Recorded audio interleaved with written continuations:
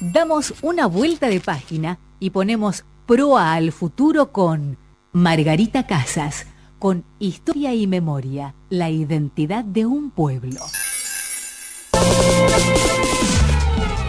Qué presentación, Margarita, ¿eh? ¿Cómo andás, Marga? Bienvenida. Bien, gracias, Marcelo, tanto tiempo. Es verdad, es verdad.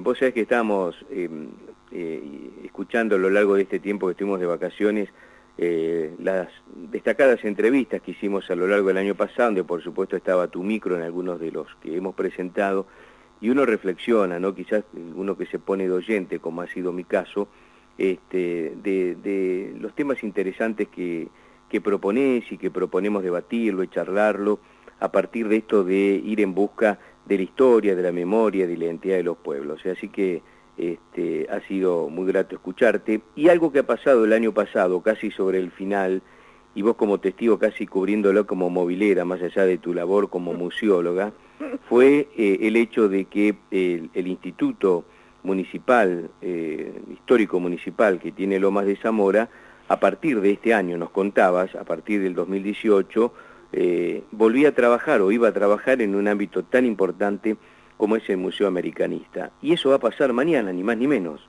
Sí, exactamente. Sí, ya en diciembre, el 6 de diciembre, se hicieron las primeras charlas en el museo, en un ámbito muy, muy agradable, donde asistió gente y pudieron escuchar unas charlas muy interesantes. Y bueno, eso era el puntapié para este año seguir dando charlas y participar en las visitas guiadas que se den a los alumnos, en preguntas que quieran hacer, en material que se les pueda ofrecer. Entonces, mañana precisamente a las 10 de la mañana vamos a hacer la primera sesión ordinaria de este año, donde los miembros del instituto nos reuniremos para, bueno, ver qué es lo que vamos a hacer durante este año. Es importante decir que después de 7 años pudimos volver entonces al museo. Una vez abierto, gracias a Dios y a todas las autoridades que se les ha ocurrido abrirlo a la gente que está trabajando en el museo, bueno, volvemos a trabajar entonces allí, a utilizar el gran archivo que hay, donde el instituto debe colaborar y prestar su ayuda para las exhibiciones que se hagan, porque dentro del estatuto, cuando se crea el instituto en 1971, justamente el asesor del museo debe ser el instituto, cosa que durante muchos años, siempre que hice una exhibición o algo, siempre puse el material que había publicado el instituto. Así que es muy importante porque eso es lo que se va a dar a las escuelas, lo que las escuelas toman la historia del municipio para poder los chicos estudiar y saber un poquito más de la historia del pueblo de ellos. A mí me gusta decir pueblo porque es como que vas un poquito más profundo que una ciudad, que algo tan acelerado como se vive ahora. Claro, tal cual. Bueno.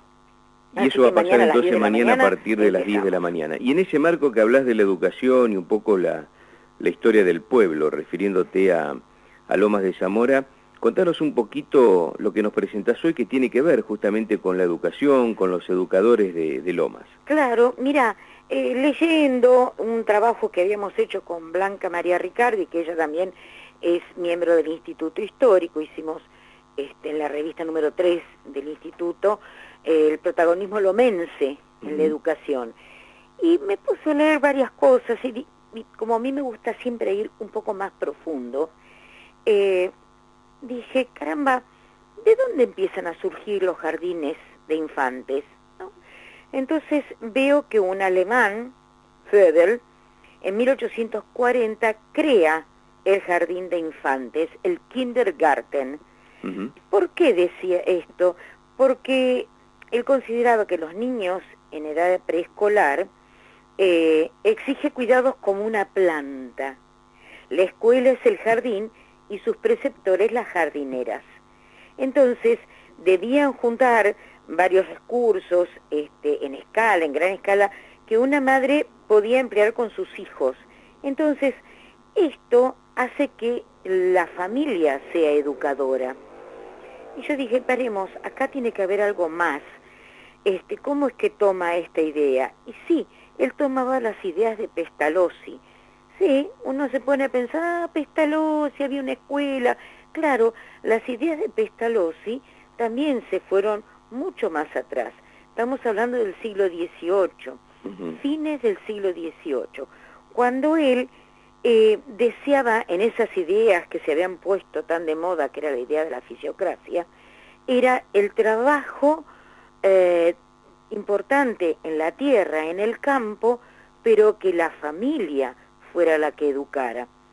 Entonces él había trabajado en una chacra con chiquitos, con niños mendigos, entonces los hizo trabajar, a hilar el algodón, pero no le salió bien esta propuesta, y claro, era tan burda el trabajo, que la producción, que no dio resultado. Pero él siguió insistiendo en todo esto, en ese trabajo en familia, en trabajar con los chicos, a un grado que con 52 años, una vez que hubo un incidente militar con Napoleón, le tocó cuidar varios chicos en un orfelinato, que estaban pobrecitos con sarna, con piojos, y empezó a trabajar con ellos de acuerdo a la intuición y a la educación elemental. O sea, ¿qué pretendía con esto? Que la misma familia, que las madres y los padres fueran los que le enseñaran lo mínimo indispensable, lo principal como para empezar a trabajar, o sea, el amor a la tierra, el ABC de la intuición, ¿no es cierto? Esa doctrina así relacionada con los números, con el cálculo, con el aprender a leer, que si lo trasladamos a principios del siglo XIX, ya estamos viendo, para 1850 más o menos,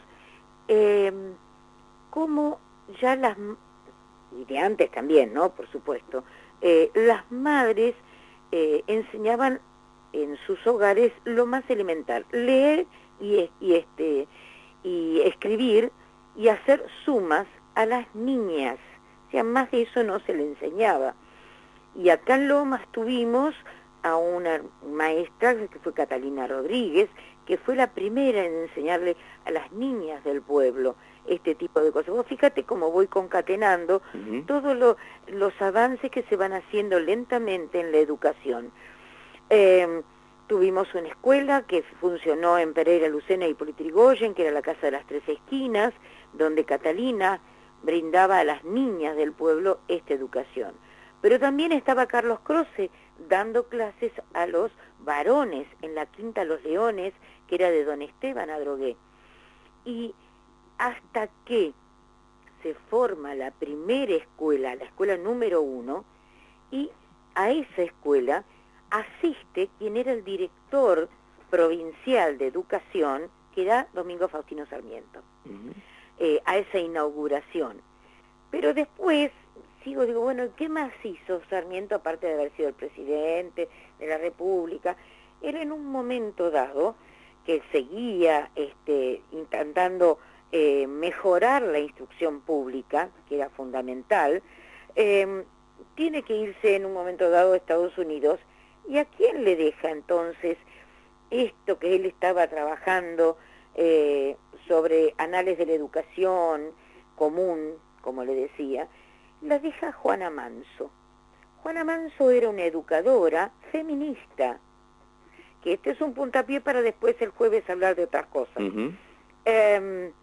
Y bueno, se quedó ella trabajando para esos años en un álbum de señoritas, que fue nombrada directora de una escuela elemental mixta, y escribió después un texto que era un compendio de la historia de las Provincias Unidas del Río de la Plata. Estamos hablando ya 1868, ya estamos pasando un poquito más, pero ¿qué más nos pasaba? Bueno, también estuvo Nicolás Avellaneda como presidente de la República Argentina, y a él se le mezclaron otro tema más. Él estaba pasando un momento bastante duro acá en la Argentina, lo nombra al ministro de Educación, a Onésimo Leguizamón, en ese momento de Instrucción Pública se decía, y había una crisis muy grande. Estamos hablando ya de 1874, pasamos una epidemia de fiebre amarilla, hubo la guerra con el Paraguay y teníamos luchas internas. Entonces era muy complicado porque había que pagar empréstitos y había que invertir en educación, que era fundamental. Y eso lo llevó a cabo hasta el último momento de su vida, tomando enérgicas medidas, por el cual entonces daban suma importancia a la educación pública. Otra de ellos, de los instructores que tuvimos, fíjate que Nicolás Avellaneda vivió en Temperley, tuvo su quinta, y uno de sus ministros también fue Osvaldo Mañasco. Osvaldo Mañasco, que fue ministro de Justicia e Instrucción Pública en el segundo gobierno de Roca, fue posterior, y fue propulsor de una ley de educación técnica y secundaria que afectaba demasiados intereses creados, ¿no? O sea, le molestaba porque él aspiraba a reemplazar varias escuelas normales por escuelas técnicas. Escuelas normales se llamaba porque seguían con las normas de educación, no porque tuviera que ver con una normalidad ni nada por el estilo. Bueno, justamente Osvaldo Mañasco vivió también en Temperley. Su quinta hoy es el Colegio Belgrano. O sea, lamentablemente la casa de él ahora no existe, porque bueno, según me comentaban, por la estructura que tenía, se estaba desmoronando, entonces decidieron tirarla abajo para hacer un nuevo edificio, pero las aberturas que tenía la casa fueron utilizadas en el interior del predio que tiene el Colegio Belgrano, y entonces hay un sector muy lindo donde se lucen tratando de armar un edificio parecido a lo que era la Quinta de Mañasco. Fíjate, ¿viste cómo vamos metiéndonos un poquitito? Así tuvimos numerosos educadores. Uno de los más importantes que me encanta destacar fue la actuación que tuvo Pablo Riccieri, el teniente general Pablo Riccieri, que también vivió en Temperley, fue ministro de guerra de Roca, y él propone la ley de servicio militar obligatorio. ¿Por qué? ¿Para qué quería semejante cosa? Bueno, porque en esa ley, que se dictó en 1901, el objetivo era difundir la idea de la ciudadanía y de la igualdad ante la ley y alfabetización integral. A todos los hijos de los inmigrantes. Acordate que para fines del siglo XIX una gran inmigración tuvimos acá en nuestro territorio. Entonces los hijos de esos inmigrantes necesitaban recibir una educación. Pero claro, fue pasando el tiempo, fueron creciendo, nuestro país es inmenso y los que vivían en las provincias tampoco tenían acceso a una gran educación. Entonces para él le pareció correcto que el servicio militar iba a ofrecer eso, no solo un sentido grande de patriotismo, de ciudad, de identidad nacional, sino también de educación. ¿Para qué? Para dar mejores empleos a esta gente, para que aprendieran el trabajo. Entonces, bueno, ese fue uno de los grandes logros. Este tipo de ley fue importante. La vez pasada en el centro de veteranos había venido un grupo de una escuela, y una de las docentes, cuando escuchaba lo que contaban los veteranos con respecto a la guerra de Malvinas, se enojó y dijo, ¿pero por qué? ¿Por qué aceptaron ir a la guerra? Y los veteranos me miraron y se miraban entre ellos y no lo podían creer. Y dice, pero a ver, era una ley de servicio militar obligatorio, y nosotros íbamos a defender nuestra patria. O sea, con el pensamiento actual cuesta mucho entender ciertas cosas, porque a medida que fue pasando el tiempo y que van cambiando las formas de educar, porque pasamos por otra educación que es el positivismo, donde todo era científico, donde todo tenía que ser únicamente lo que la ciencia dijera, y se ve muchas veces, ahora no, pero hasta hace poco tiempo se veía en los museos cómo ese pensamiento llegó a trasuntarse en la educación, ¿no? Uno de los clásicos, que todavía hay algunas salas que se mantienen a propósito para mostrar ese tipo de pensamiento, es el Museo de la Plata, el de Ciencias Naturales. Así como ha cambiado en otras exhibiciones mucho más modernas, está la parte positivista. Y de eso, claro, si vamos que estuvo mucho tiempo ese tipo de pensamiento, bueno, terminemos ahora con el pensamiento actual, que es la de estudiar mediante, ¿cómo es que se le llama ahora? Que es área virtual, aula virtual.